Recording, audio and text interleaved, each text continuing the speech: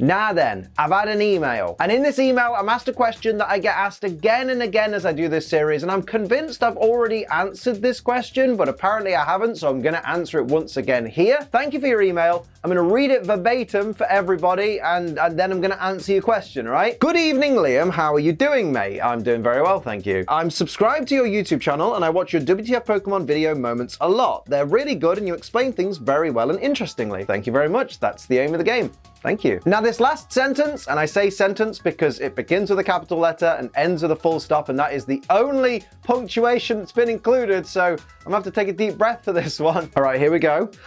I was wondering when you eventually finish the original Pokemon series of WTF Hoenn Alone, the last original series episode, will you be Pokemon Advance Season 6, the season where Ash arrives at Hoenn and meets Max and May and Brock eventually rejoins?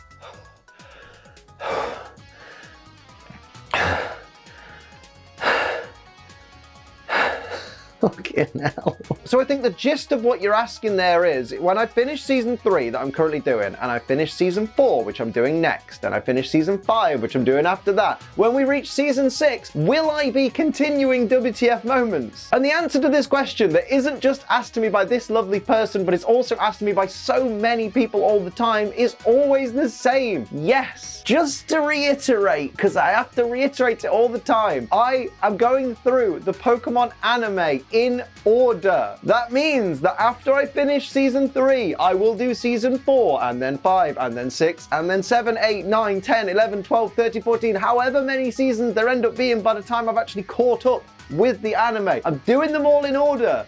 I'm going to keep doing them. So if you think, oh, is he going to do X and Y? Yes. Is he going to do Sun and Moon? Yes. Am I going to do Unova? Yes. I'm going to do all of them in order. That's the plan. As long as you guys keep watching, as long as you guys keep liking, sharing, and commenting so that the channel can actually grow and survive and can continue to pay my bills, I will keep on making WTF Moments and I will get to all of the episodes eventually.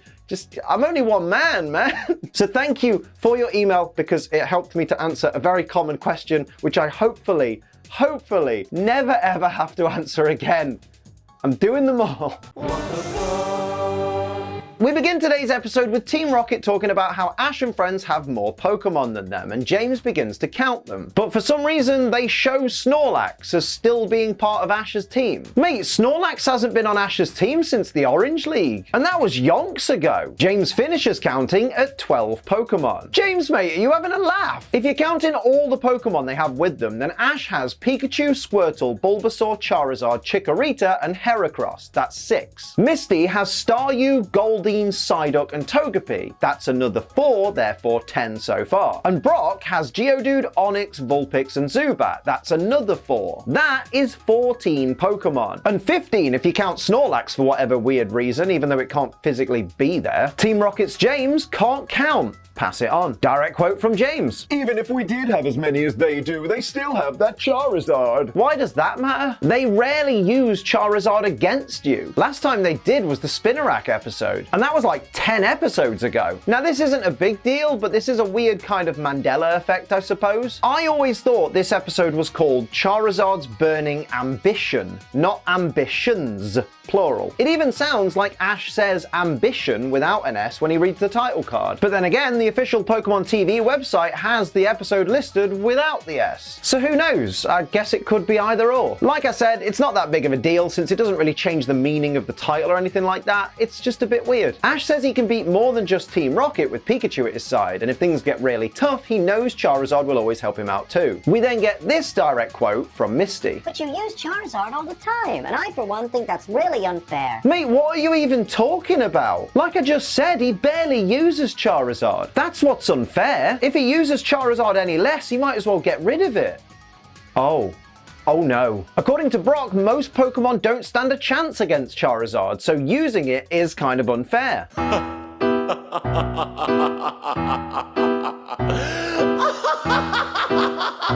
Excuse me? Excuse me? Excuse me? Mommy? Sorry. Mommy? Sorry. Mommy? Sorry. Mommy? Sorry. On today's episode of the laziest Pokemon place names, the Charizard Valley. You could have just named it the Charizard Valley if you couldn't be asked to make anything creative. What's even the point of trying to make a special name for a place if you're not even going to try? So this woman, whose name is Lisa, can tell Ash has a Charizard because she can smell it on him. Ash's Charizard fucking stinks. Confirmed. Now, if you don't stink like a giant lizard's feculence, leave a like on the video, share the video on social media, and of course, leave a lovely comment down below. And if you can't think of a lovely comment, leave something generic, like, What do you reckon Charizard smells like? Onky blocks? or just comment the name of the secret Pokemon I've hidden somewhere in the video, and also extra points to anyone that remembers Onky blocks. And if you're new here, hit the subscribe button, set notifications to always on so you never miss an episode of Pokemon WTF Moments or Siri Battles or anything on my channel. And of course, thank you as always for getting us to 1.76 million subscribers. I know it doesn't look like that right now, but if you subscribe today, maybe YouTube will add that extra 0. And of course, don't forget to check out my live streams over on Twitch, or you'll miss out on stuff like this. Yes! Yes! Get on the ground, you moron! Let's go. Come on.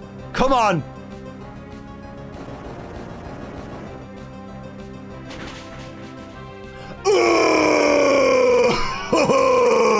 Let's go. Proud of you, Kane. Okay, so we have a bunch of things to talk about here. Firstly, on today's episode of Laziest Pokemon Nicknames, we have Charla, the Charizard. A Charizard called Charla. That's like calling a turtle Turtley or a rabbit Bunhee. Secondly, Lisa introduced Charla as her good friend, even though Charla is hauling a hot air balloon for Lisa and other people to travel round in. Mate, that's not a friend, that's a slave. I would say employee, but I doubt you're paying her anything. And on top of that, Charla's not even a well-trained Pokemon. Remember when Brock looked up the Charizard Valley in his guidebook? Lisa called over Charla back then, and Charla just never turned up. Lisa had to shout for Charla a second time before Charla actually flew to where she was needed. That's a disobedient Pokemon right there. Lisa is a garbage trainer. Pass it on. Ash reckons he's never flown on his Charizard before. Mate, what even is this bollocks? We've literally seen Ash do this before. Granted, the first time we saw it was more Charizard simply catching Ash because Ash was asleep and fell from Aerodactyl. But the second time was right after Ash had helped to free Charizard from that Poliwrath's ice, and he was definitely awake for that. That was like one of Ash and Charizard's most important bonding moments. You can't just go and retcon it like that. I just don't get it. Why is Charizard struggling with this? It has literally been ridden by Ash more than once. It absolutely knows how to fly with a human riding it. I don't get what they're achieving here by making it seem like Charizard has never done this. You could have just made it fly slower than Charla or something. Come on, Pokemon, would it kill you to just be a little bit more creative? I mean, apparently not. We've all seen the Gen 8 Pokemon after all. That was just a little joke, by the way. It's actually physically impossible for me to dislike a Pokemon based on a teapot because I'm so British. Misty tells Lisa her Charizard is really amazing. Mate, all it's done is pull a floating balloon through the sky. That's not even that impressive. It just has to fly in literally any direction. Get it to do a loop-the-loop without dropping any passengers, and then I'll be impressed. Lisa has a phone hooked up inside the basket of the balloon in case any of her passengers need to talk to her. But on her end, she has a cell phone. Wouldn't it make more sense to just have another wired phone at the end? At least then there'd be less risk of dropping it. Where would she put a wired phone if she's riding her Charizard? At least a cell phone can go in her pocket. I'm sure she could find a place for it. The Charizard's already connected to the basket, so like cabling it up wouldn't be an issue. Maybe she should just add a saddle and it can go there. Misty suddenly freaks out, assuming Lisa thinks they're poachers and is taking them to jail. Honestly, I'm surprised she's even in the basket after how far she had to jump to reach that conclusion. After seemingly getting the hang of flying with a person riding it, as confirmed by Lisa telling Ash, see, it's easy, ignoring the fact that Charizard has absolutely done this before and shouldn't be having an issue anyway, Charizard suddenly forgets how to fly again. What even is this? Does Charizard have a concussion or something? It's also worth noting that during this scene, Charizard's wings make the same flapping sound that's normally associated with a tiny winged Pokemon like Pidgey or Zubat. Like, Pokemon, do you realize how big Charizard is, and then by extension how large its wings are? Its wings have definitely never been small enough to flutter like this. The writers do know this is meant to be Charizard, right? The Charizard Valley is filled with statues and sculptures of Charizard. But if only Charizard live here, who built these? Like, Charizard as a species doesn't really strike me as the kind of Pokemon that's going to be arsed with building statues and sculpting architecture. And I really doubt Lisa did this single-handedly. She's just one person. So what gives? Did she get some builders in to do some exterior design work on her day off? Answers on a postcard. One thing I do find weird, given that this is a place where wild Charizard live and battle each other to train and become stronger, why are there no Charmander or Charmeleon here? You'd figure since the Charizard all live here that they'd breed here too. And that would lead to little baby Charmander, who presumably would train there as well and grow into Charmeleon and then ultimately into Charizard. So what's the deal? Why are there only Charizard here? Do the babies get kicked out as soon as they're born? Because that seems pretty heartless. Direct quote from Lisa. The Charizard here turned out to be the best in the whole world. Now I'm sure you believe that, but I reckon Alien would have a little something to say about that. So after being able to fly with Ash on its back in previous episodes, suddenly not knowing how to fly with Ash on its back in this episode, seemingly learning to fly with Ash on its back mere minutes ago, Charizard now can't fly with Ash on its back and has to jog the rest of the way. Mate, I can't believe I actually used to think Ash's Charizard was really cool. The thing's an absolute mess. After Lisa insults Charizard's lack of training and Ash tries to defend Charizard, Charizard shows its appreciation by setting Ash's arse on fire. Man, with friends like this. Oh look, the Who's That Pokemon is a Johto Pokemon. But don't let that distract you from the fact that apart from Togepi, there are no Johto Pokemon in this episode of Johto Journeys. Actually, Liam, I think you'll find Chikorita and Heracross were shown when James was counting their Pokemon. That doesn't count. Technically, that was just inside James's head. After Lisa goes on about how Ash's Charizard is so poorly trained compared to all of the Charizard in the Charisific Valley, Ash challenges her and Charla to a battle. But Lisa says they can't challenge Charla because Charla's not even a wild Charizard, and Lisa's trained her ever since she was a little Charmander. Right, but your whole point is that Ash's Charizard is badly trained. So why does it matter if it battles a wild Charizard or a Charizard that you've been training? Is Lisa secretly a bad trainer? Is that why she's so unwilling to let Charla fight? It just seems so weird to me that you'd badmouth the training of someone's Charizard while simultaneously not thinking your Charizard is as well disciplined as a wild one. After they've chosen a competitor for Ash's Charizard walks up to it, taps it on the shoulder, and when it turns around, Ash's Charizard uses Flamethrower in its face.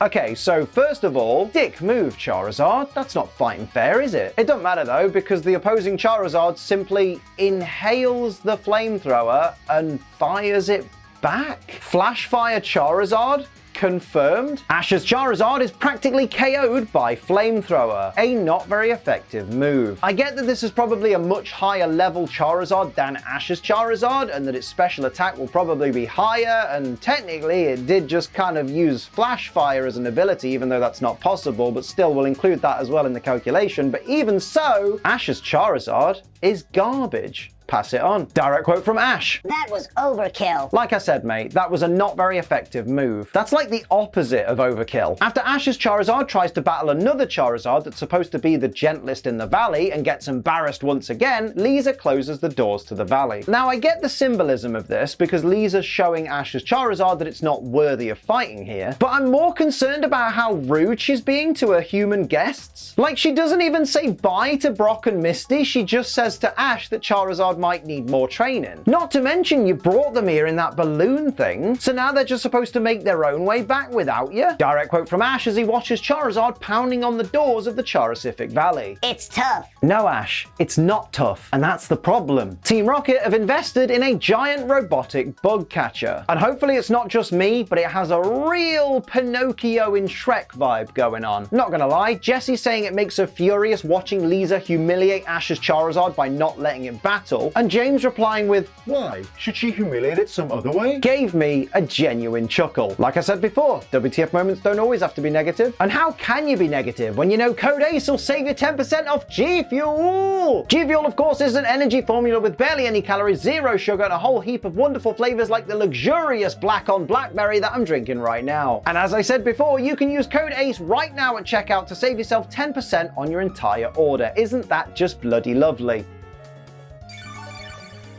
Oh, that is absolutely fantastic. Get yourself over to gfuel.com, have a look at all the wonderful flavors available, maybe pick up a starter pack so you get yourself a shaker as well, or some of the individual little pack flavors you can get. You can get them in little sets of 3, and Nemesis Tea's in there, I'm pretty sure, and that's my favorite flavor. Whatever you do, use code ACE at checkout and you'll save 10% on your entire order, and it will help out this channel absolutely massively, so thank you. Remember though, G Fuel is for over 18s only because it contains caffeine, and children don't need to be anywhere near caffeine. They're annoying enough as it is, and because it contains caffeine, drink it responsibly. Don't be a dickhead, dickhead. Direct quote from Lisa. Well, if you absolutely insist on battling, I suppose you could have one with my little Charla. Hold on. You what? You explicitly said earlier he can't challenge Charla. You made this big hoo-ha about how she's not even a wild Pokemon and I've trained her since she was a Charmander. We all heard it. You made that point very clear. And now suddenly you're gonna let it battle her anyway? What a waste of everyone's time all that other stuff was then. Unless you wanted those other Charizard to weaken Ash's Charizard so Charla wouldn't have to fight it at 100%. Lisa is a cheater. Confirmed. So Charla immediately throws Ash's Charizard into the water. And somehow it's still alive. I thought if a Charizard's tail flame was extinguished, it died. I guess somehow its tail was still able to have a flame, even though it was underwater? Can fire even do that? Scientists in the comments, let me know if that's possible. Misty and Brock are surprised that Charizard hasn't moved from this spot for several hours. Mate, he's clearly having a shit. No, listen, right? Listen. People in the comments who have young kids will absolutely get this. Sometimes they will just stand there holding on to like a table leg or something and absolutely staring daggers at you. And you know full well what they're doing. They're having a shit. And that is exactly what Charizard's doing here. It's just taking him a little while. Leave him be. Mate, what the hell's up with the moon? Since when has it ever been green? Ash and friends need to stop worrying about Charizard for a minute and look up. That's gotta be cause for concern. Team Rocket throws stones at Charizard to keep it awake all night to stop its tail flame going below the water's surface and getting wet. Wait, so you're confirming that if Charizard's tail flame goes underwater, it'll die? Because I hate to break it to you, but that's already happened. So after giving up on stealing any Charizard because they're now trying to help Ash's Charizard prove its worth, which in itself isn't really a WTF moment because it's kind of a main plot point and is pretty well explained, I guess, Team Rocket coax Ash's Charizard into destroying their robot and sending them blasting off. That's all well and good, and we hear them say we're blasting off again with an unsettlingly happy tone, but then when they actually blast off, they're clearly saying something, probably we're blasting off again, because we can see their mouths moving, but there's no sound. Even though we can see their mouths moving. Great job there, Pokemon. That's the kind of careful editing we've really come to appreciate from you. The doors to the Characific Valley open, and Lisa tells Charizard it can now come and train with them if it likes. Mate, that's all it took? Charizard simply had to beat a bungling trio of Pokemon thieves who rarely ever succeed at anything they put their minds to? And that's all it had to do to be welcomed into the Characific Valley? That almost makes all the crap you just put Charizard through not seem worth it. Like, how great can this place be for training if that's all it takes to impress them? Oh, there you go. Even Ash questions it, asking why the big change after only beating Team Rocket. And Lisa even says anybody could have beaten those three. Well, according to Lisa, Charizard has now proven that it wants to be great. Mate, what absolute bollocks. It proved it wants to be great by squaring up to Charizard twice its size and getting up after they battered it. Ash says to Charizard that maybe it should just stay here, and Charizard looks confused. Oh my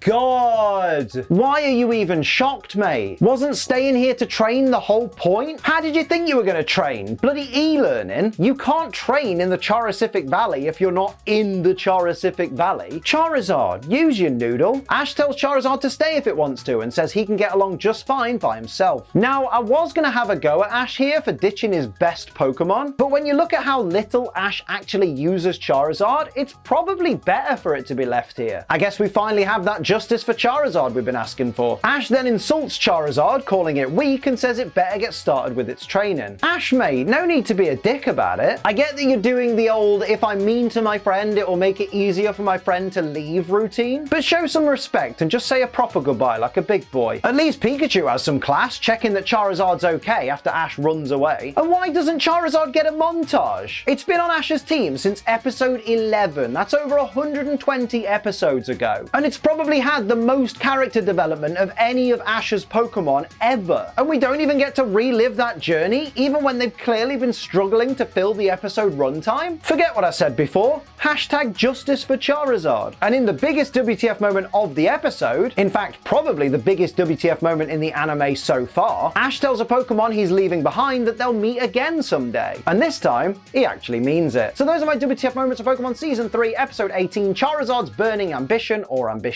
Let me know your favorites and any that I missed down in the comments below. Don't forget to like, share, and subscribe. Head to twitch.tv/AceTrainLiam for all of my live streams. And of course, use code ACE to save money on G Fuel. But until next time, I'm Ace Trainer Liam. Keep on training.